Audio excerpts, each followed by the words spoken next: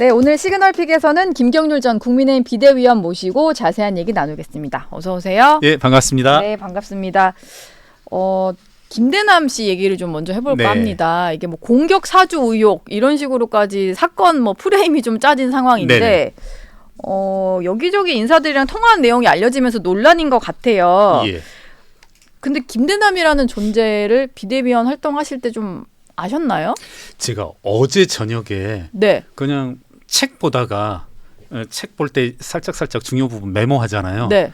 그 보는데 이제 제가 왼쪽에 이 무슨 메모한 게 두 쪽이 있던데 그게 이번 정부 출범 직전 혹은 직후였을 것 같은데 네. 그때 모 의원실과 그 다음에 이 청와대 용산 그때 당시 뭐 대통령실에 예. 비서관 한 분이 와서 네. 이렇게 시민사회와 한번 대담을 갖고 싶다 위원회를 그래서 한 그때 10명 정도 이렇게 했었는데 그래서 그때 비서관 한 명이 왔었는데 하고 보니까 명함집을 쭉 찾아보니까 있더라고요 김대남 씨. 예. 그러니까 전 한번 본 거예요. 아, 네. 시민사회 수석실 있을 때 보셨군요.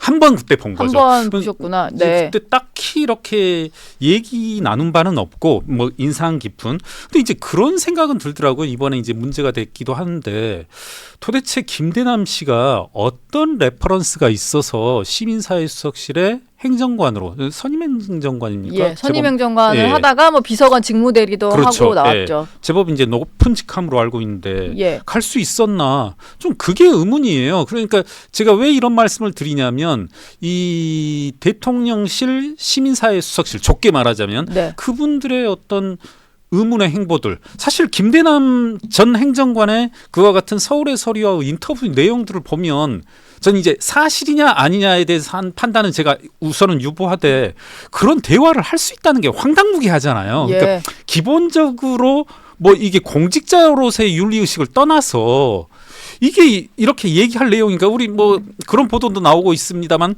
서울의 소리에 무려 4차례에 걸쳐서 당했다. 이렇게 당했다. 그리고 뭐 좌파언론 하고 있는데 저는 그게 무슨 언론의 범주에 넣을 수 있는 것인가라는 의문도 들고 예. 좀 기본적으로 저는 뭐 공직자 윤리 이전에 기본적인 소양의 부족이다. 네. 그리고 어떻게 보면 그와 같은 문제는 정말 터지는 건 시간 문제였지 않았나. 예. 네. 그런 생각을 합니다. 일단 그렇죠. 서울의 소리라는 매체가 어떤 매체인지 이미 대통령실 직원이라면 잘 알고 있었을 텐데 그렇죠. 그런데 불구하고 여러 가지 말들을 했다. 이건 조금 이상해 보이긴 하고 그리고 또 이건 뭐 다른 매체 예, 기자와 통화한 내용이라면서 어제 나온 내용인데 그 김대남 전 행정관이 이거는 대통령실 있을 때 얘기인 것 같아요. 그 한 매체 기자랑 통화를 하면서 김건희 여사의 어떤 사과 문제를 가지고 예. 윤한 갈등이 처음 불거진 게 올해 1월이었잖아요. 네네네. 그때 뭐 한동훈 대표가 뭐 김건희 여사에게 사과를 했다. 그러면서 그 사과했다는 표현을 예. 뭐 무릎을 꿇었다 이런 예. 식으로까지 표현을 한 그게 보도가 됐더라고요. 이 당시 상황이 그래서 좀 궁금한데 김대남 전 행정관이 뭘 알아서 이런 얘기를 하는지 모르겠습니다만 뭔가 이제 대통령실의 어떤 영향력 때문에 한동훈 대표가 뭐 굴복하는 이런 상황이 실제로 있었던 건지 궁금하더라고요. 제가 아까 사실 여부에 대한 판단 유보하겠다고 했는데 네. 김대남 씨의 일련의 진술들 발언들을 보면은 저희가 봤을 때는 뭐랄까요? 크게 벗어나진 않았다. 이게 어떤 아까 말한 그런 황당무계한 것은 제가 말한 황당무계하다고 하는 것은 서울의 소리와 같은 곳과 그렇게 아무런 이물 없이 정말 그와 같은 발언이 만약에 외부로 공개됐을 때의 파장들을 생각하지 못했다는 의미에서 황당한 거고 진술 내용 하나하나들을 보면은 조금은 충분히 있을 수 있는 얘기이고 네. 이 부분에 대해서 말씀을 드리자면 그때 당시 뭐 2024년 1월 올 1월이라고 하면 저도 이제 상당히 뭐 발언 하나하나에 대해서 생생하게 다 기억이 나는 순간들인데 그때 사실 김경률 비대위원 그 마리 그렇죠. 앙뚜아네트 발언이 조금 촉발이 되어가지고 제 기억으로는 그 김대남 전 비서관 전 행정관의 발언은 본인들의 어떤 소망, 희망 이것이 투영된 발언 아닌가. 그러니까 분명히 객관적 사실에 있어서는 한동훈 대표 당시 비대위원장과 윤석열 대통령과의 어떤 서천에서의 만남 그리고 예. 이제 어떻게 보는 시각에 따라서는 뭐 1시간, 2시간 가까이 이제 바깥에서 추위에 덜덜 떨면서 기다렸다고 하는데 네. 그런 것들이 이제 어떻게 비쳤을지는 모르는데 무릎 꿇는다 뭐 그리고 완전히 뭐 용서를 빌었다 이런 것은 네. 본인들의 그리고 대통령실의 어떤 희망사항이 투영된 발언이다라고 바람이 봅니다. 담긴 말이다. 그때는 분명히 이제 그런 걸 바랬었죠. 저도 예. 이제 대략의 분위기라기보다는 용산 쪽에서 나온 반응들을 이야기들을 다 알고 있는 입장에서는 그분들의 이제 소원이었죠. 예. 지금 김대남 씨 관련 발언에 대해서는 당에서도 뭐 진상조사를 지시한 상황인데 이게 당정 갈등 불씨가 될 수 있다 이런 말들이 좀 나오는 것 같아요.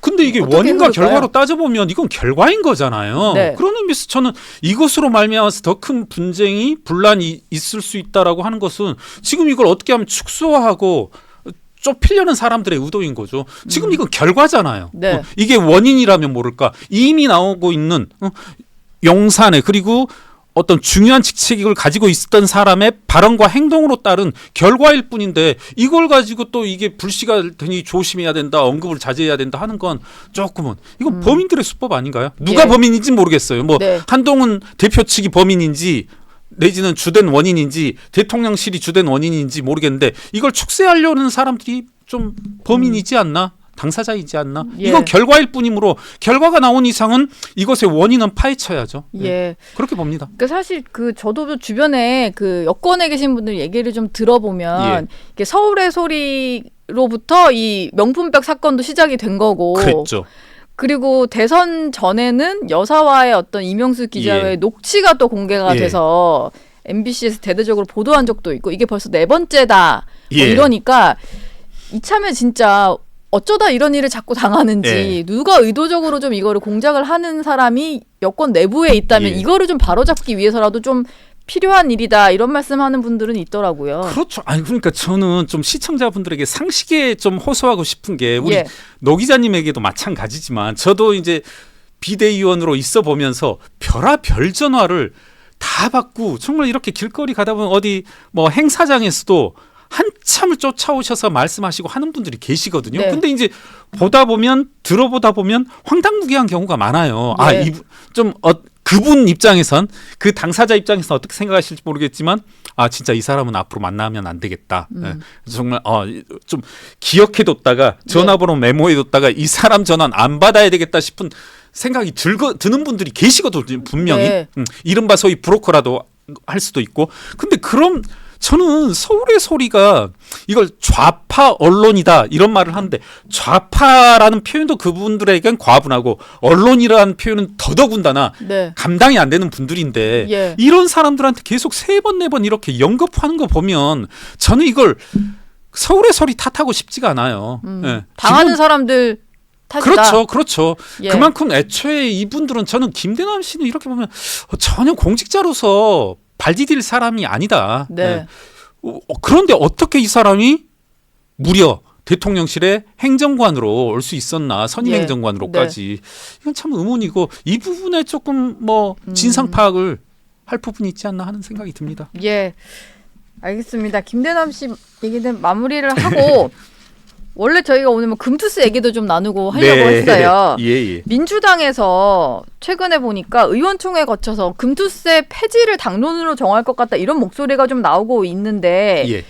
좀 등 떠밀려서 폐지로 가는 걸까요? 뭐 어떻게 봐야 될까요? 원래는 뭐 유예를 하자는 목소리가 막 나오고 지난번에는 의원들 사이에서 인버스에 투자하라 뭐 이런 그렇죠. 말까지 나왔었잖아요.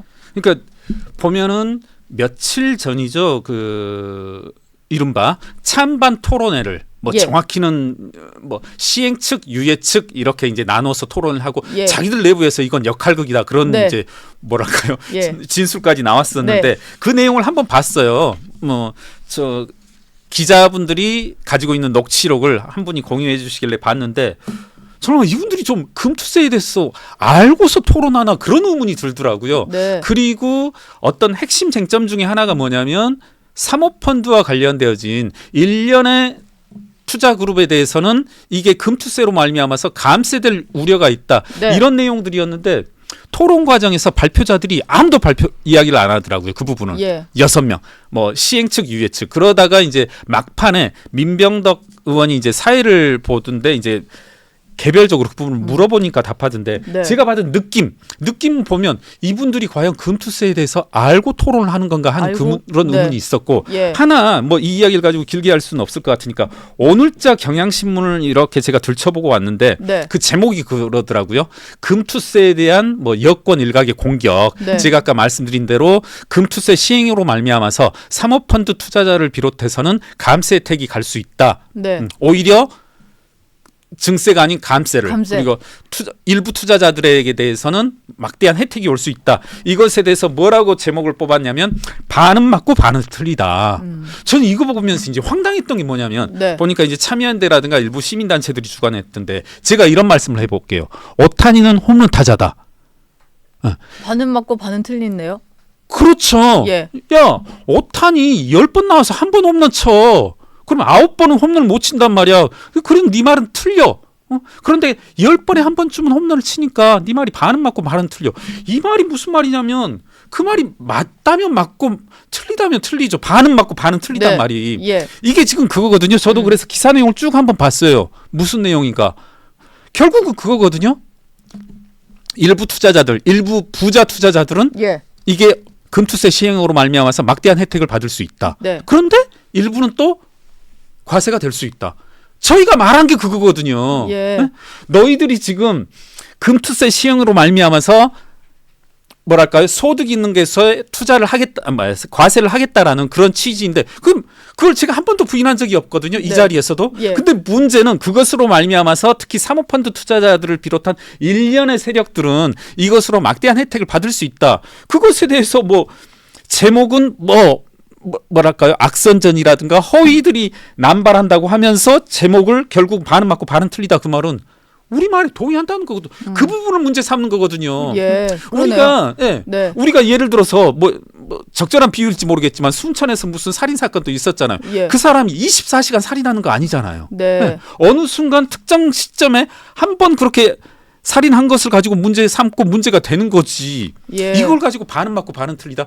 이건 정말 어거지로 일부 특정 세력을 야권을 민주당을 동조하기 위한 그런 거 아닌가. 그래서 저는 결론적으로 민주당이 지금 취하는 태도는 과거에 보여왔던 모습과 예. 하나도 다를 바가 없다. 지금 네. 뭐가 뭔지 모르면서 하려고 했던 거고 저는 그래서 한동훈 대표가 한 말 이걸 쉽게 그냥 넘어갈 문제는 아니다. 누군가의 애초에 금투세를 시행하려고 했던 사람들의 분명한 의도가 있었을 것이고 예.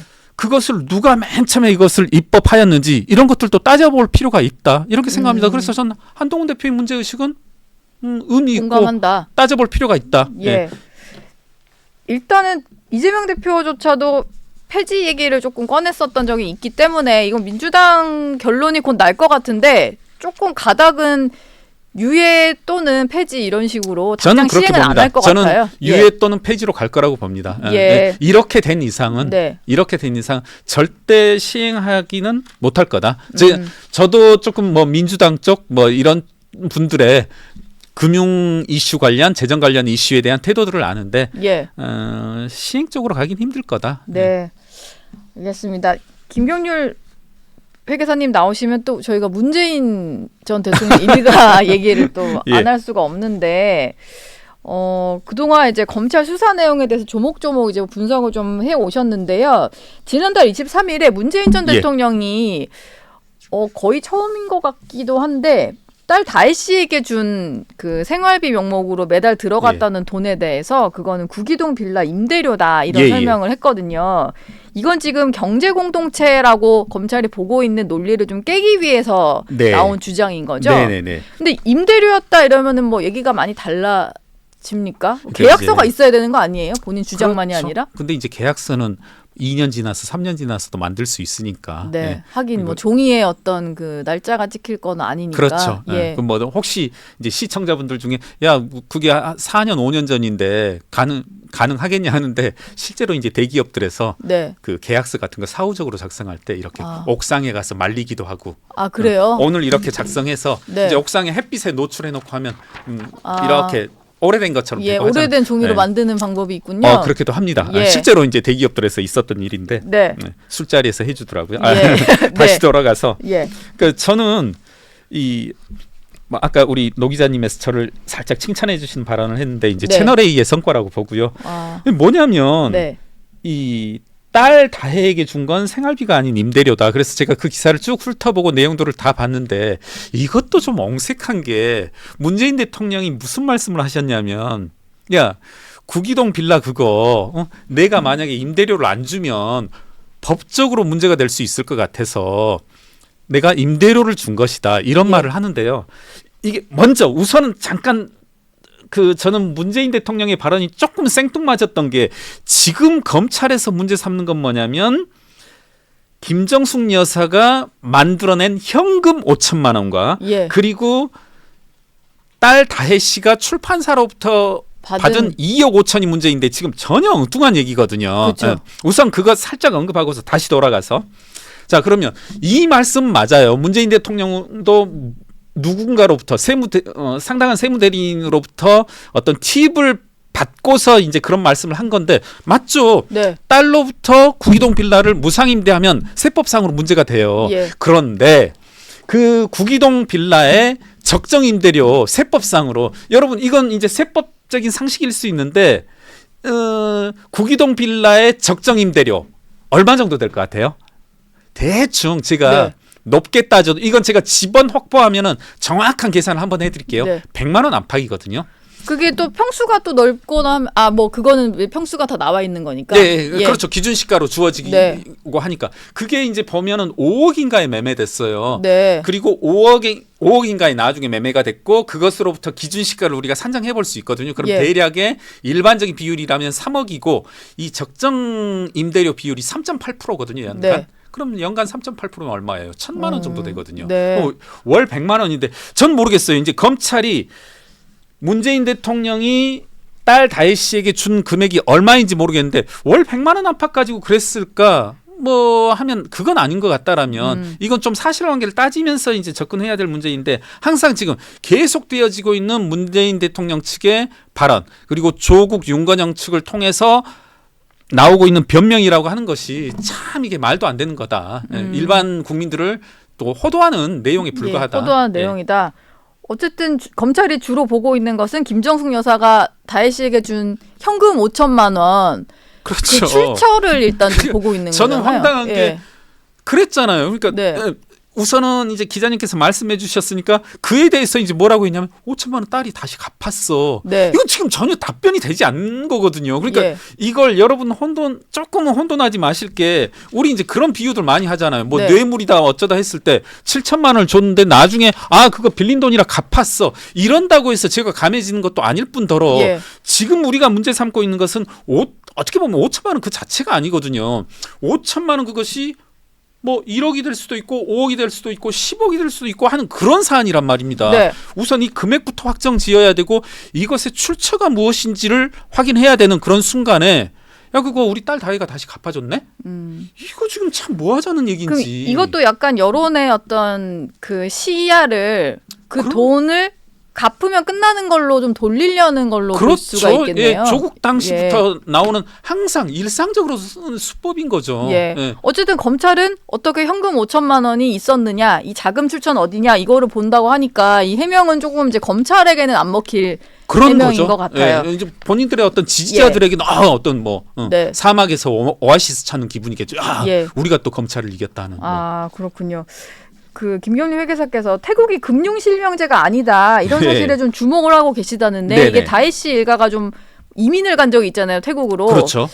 근데 이게 태국 이민에 특별한 뭐 그런 게 있는 건가요? 금융 실명제가 아닌 게 뭔가 되게 핵심적인 건가요? 제가 예. 올해로 이제 액면과는 다르게 56세인데 우리 나이 56세인데 엄청 동안이시네요. 네. 네. 감사합니다. 예. 그러니까 금융실명제가 아니었던 때를 김영삼 대통령이 금융실명제를 전격적으로 시행했으니까 아니었던 때를 살았던 입장에서는 뭐였었냐면 제가 지난 이제 다른 방송에서 얘기했지만은 제 통장의 대학교 때 보면은 가끔 뭐 최진실 네. 뭐 이런 사람들이 입금을 해요. 20만 원, 10만 원. 예. 근데 이게 이제 장난이었단 말입니다. 아. 제가 드리려는 말씀은 은행에 이름을 가서 일부러 그렇게 해서 그렇죠. 넣는 거예요. 제가 우리 기자님한테 50만 원 송금할 일이 있으면 5천만 원 기분 좋게 네. 5천만 원 송금할 일이 있으면 가서 제 이름을 장동건 네. 이렇게 해도 아무 문제가 없어요. 예. 신분을 확인할 필요도 없고 네. 금융권에서는 지금 그러니까 이제 태국에서는 그런 일이 벌어진다라는 거죠. 그러니까 제 말씀은 지금 타이 이스타젯 에어 서비스, 예. 타이 이스타젯을 중심으로 해서 지금 70억이 어디론가 사라졌단 말입니다. 네. 그런데 그 70억은 어디로 갔는지 우리나라라면 금융권에서 금융권으로 통장에서 통장으로 이동을 했다라면 알 수 있는데 네. 태국에서는 불가능하단 말이에요. 예. 그래서 이것도 그런 이유들 중에 하나가 아닌가.